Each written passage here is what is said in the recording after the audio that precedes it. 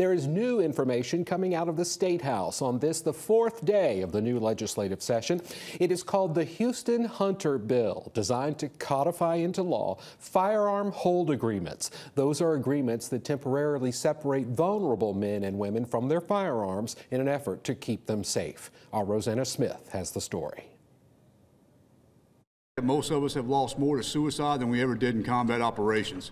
Retired Marine Jason Smith serves as the Alabama National Guard Resiliency Risk Reduction Suicide Prevention Program Coordinator. He says many times veterans and first responders will forego mental health care out of fear. The fear of losing our job, losing our security clearance, and even losing our Second Amendment right. Data from the Alabama Department of Veterans Affairs and Center for Disease Control shows up to 85% of veteran suicides involve firearms. Storing ammunition and firearms to enhance resilience together, also known as the Safer Together Coalition, believe this can change. We wanted something to be temporary, confidential, and secure, and temporary for veterans, military, and first responders to walk into a local gun store or someone who has an FFL to store their weapons while they use health-seeking behavior. The coalition, along with other supporting agencies and nonprofits, are praising the introduction of the Houston Hunter Bill, which is poised to reduce firearm-related suicides in our state. But the biggest thing it does is it saves lives. This bill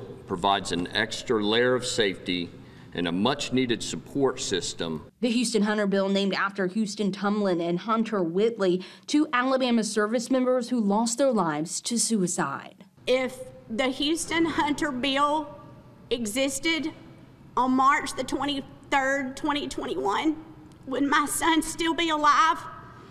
I have to think that if this bill passes, it's going to save many lives.